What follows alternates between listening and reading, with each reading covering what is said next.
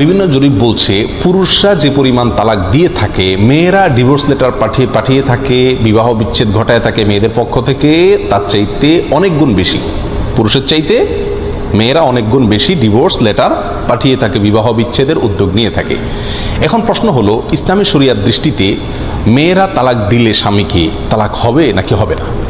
এই প্রশ্ন উত্তর হলো, তালাক মূলত স্বামী দিবে স্ত্রীকে, এটা হলো মূল বিধান।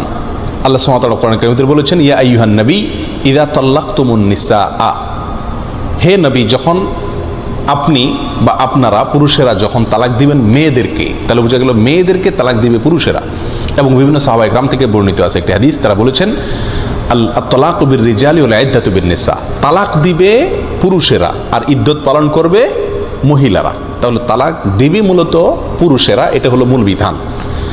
এখানে কেউ প্রশ্ন করতে পারেন যে শুধু পুরুষকে কেন তালাকের পাওয়ার দিল, কেন নারী পুরুষ উভয়কে পাওয়ার দেওয়া হলো না, উভয়ের হাতে কেন পাওয়ারটি দেওয়া হয়নি? তার বহু যৌক্তিক ব্যাখ্যা আছে, সেটি ভিন্ন আলোচনার বিষয়।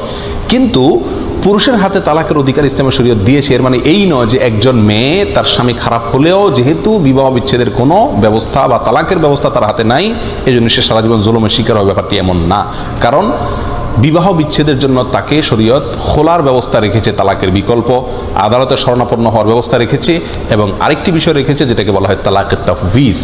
তালাকের তাফউইজের মাধ্যমে স্ত্রী নিজের প্রতি নিজে তালাক গ্রহণ করতে পারেন। তালাকের তাফউইজটা হলো, স্বামী যদি তার স্ত্রীকে অধিকার দেন যে তুমি নিজের প্রতি নিজে তালাক গ্রহণ করতে পারো, তোমাকে আমি অধিকার দিলাম, সেটা বিভিন্ন শর্ত সাপেক্ষে হতে পারে যে এই শর্ত পাওয়া গেলে তুমি তখন নিজের প্রতি নিজে তালাক দিতে পারবা, আমি তোমাকে পাওয়ার দিলাম। স্ত্রীকে যদি এই তালাক দেওয়ার অধিকার সমর্পণ করে থাকে স্বামী, তখন স্ত্রী ওই তালাক এর পাওয়ারটা ব্যবহার করে বিবাহ বিচ্ছেদ ঘটাইতে পারেন, সে উদ্যোগ নিতে পারেন। আমাদের দেশে প্রচলিত বিবাহের যে কাবিননামা আছে, সেই কাবিননামায় একটা পয়েন্ট আছে, যে পয়েন্টে রীতিমতো লেখা আছে, স্বামী যদি তার স্ত্রীকে নিয়ম মতো ভরণ পোষণ না দেন, শারীরিকভাবে টর্চার করেন, জুলুম করেন এবং এই কাজ করেন, তখন স্ত্রী নিজের প্রতি নিজে তালাক গ্রহণ করতে পারবেন। তাহলে মেয়েরা তালাকের উদ্যোগ নিতে পারে, বিবাহ বিচ্ছেদের উদ্যোগ নিতে পারে, শর্ত হলো স্বামী যদি তাকে তালাকের অধিকার দিয়ে থাকে। যদি স্বামীকে তালাকের অধিকার না দেয় এবং সে জুলুমের শিকার হয়, তখন সে আদালতে শরণাপন্ন হতে পারে, স্বামীকে খোলার প্রস্তাব করতে পারে, সেটা ভিন্ন ইস্যু। এই যে তালাকের তাফউইজ বা স্বামী যদি তালাকের অধিকার দেয় তখন স্ত্রী তালাক প্রয়োগ করতে পারে, এখানে দুটি পয়েন্ট খুবই গুরুত্বপূর্ণ। নাম্বার এক, অনেক মহিলারা করে কি, স্বামীকে তালাক দেয়। শত তালাকের ঘটনা এরকম ঘটে যে আমাকে যেহেতু স্বামী তালাকের অধিকার দিছে বা কাবিননামায় লেখা আছে, স্বামী সেখানে সিগনেচার করেছেন, অতএব আমি অধিকার পেয়ে গেছি, সেহেতু আমি স্বামীকে তালাক দিলাম।